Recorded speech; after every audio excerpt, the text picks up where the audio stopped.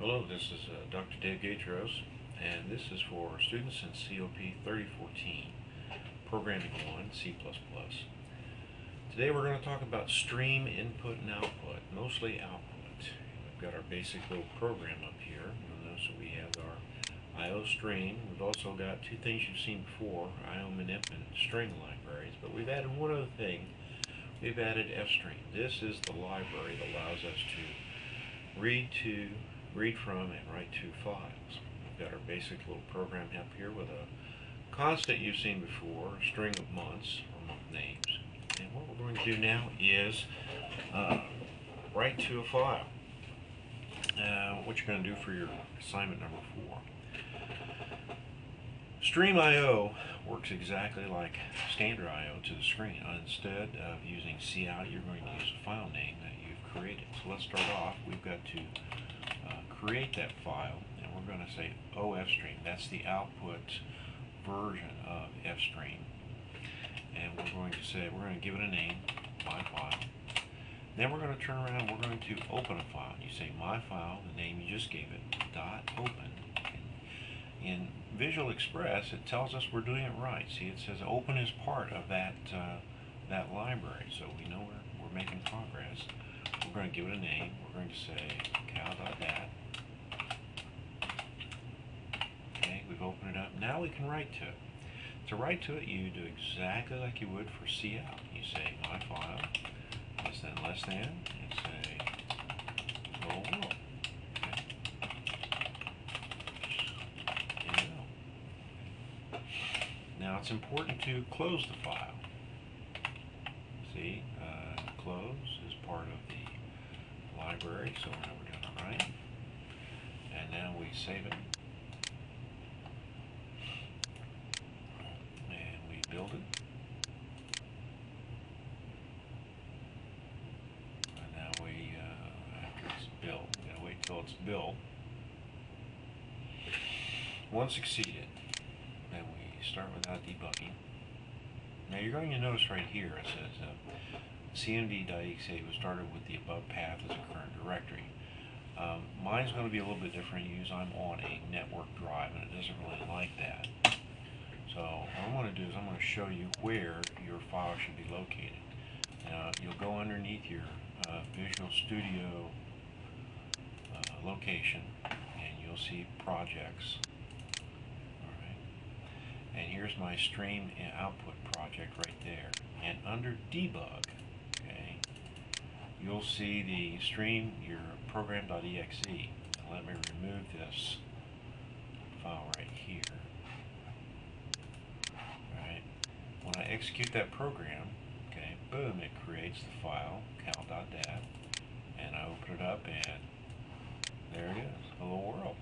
Alright, pretty cool. Alright. Well, let's put that back down there. Now let's do something else. I'm going to show you how to create a routine and pass it the routine to it, the name of the file you want to write. Now this is a very handy thing to know how to do. Okay, so we're going to call, we're going to create a function called print month name, and we're going to pass it in a constant integer. We'll call it m. Okay, and now we're going to pass it the file we want it written to. Just be very careful about this format. Ostream. Okay, now I've got to put an ampersand, which says I'm going to translate this into a address, a file address. And then I got to give it a name, mf. Now I'm going to go ahead and write the routine right here rather than put a header. Take a few shortcuts. Alright. I'm also going to do a couple of other things right here. I'm going to go ahead and center the title. I'm going to show you how to do that. Width is equal to 14 plus. And I'm going to use month names. I'm going to use m as the subscript to tell me which month up there to actually get to. And then I'm going to say name. Now this is also a very nice, handy feature. whenever I put a period there, it tells me what kind of things are available for me to use for that string. And right there is a very nice one, length. Aha, length. Okay, get the length. I will divide that by 2. That's our formula we use for centering something over 28 characters. Okay. And now I'm just going to write out, I'm going to say mf less than. Okay. Set width. I'm going to use the width up there that I just calculated. I'm going to send the month names, and I'm going to select which one it is. M is the parameter, and then indel. Okay. Now down here, I'm going to take out my line of code right there, and I want to insert the code here that I'm going to use. I'm going to go ahead and print out 12 of them. Okay, 4. Okay. Let's say int month is equal to 1, while month is less than or equal to, what would you guess? Well, the guess here would be 12, so I want to print out all 12 months. Month plus plus. Okay. And now what I want to do is I want to call print month name. I want to call it. I want to pass it month, and then I want to pass it the file I want it written to. I want to stop that loop. So let's build that and see if it builds.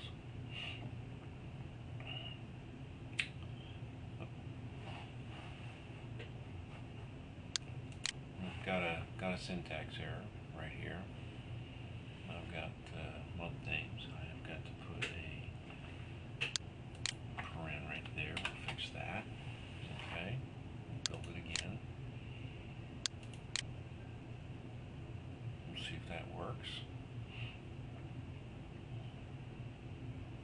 Taking longer. Yep, there we go. Start without debugging. We will get the error here, and this should not happen in yours, but it happens in mine. And we'll go here. We'll erase the original. I don't have to do that because if I create a new one, it should override it. Let me execute that. It runs, it produces cal.dat, and there is the things I brought out to the file. Okay. Looks pretty cool. All right. Now, yours should look very, very similar to this, or the way that you write things out. Now, how can we do this? Well, whenever you're working on project number 4, you'll have a routine called print month, and you'll be passing it the month. You'll pass it the start day. You will pass it whether it's leap year or not. You can add one more parameter to that, and you can call outstream $mf. And inside of your routine, every place that you use cout, you replace with mf. Now, let me show you something else.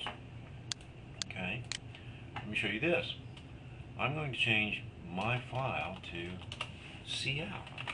Okay, now watch what happens. Okay, this is really kind of neat. Let me save it. Let me build the solution.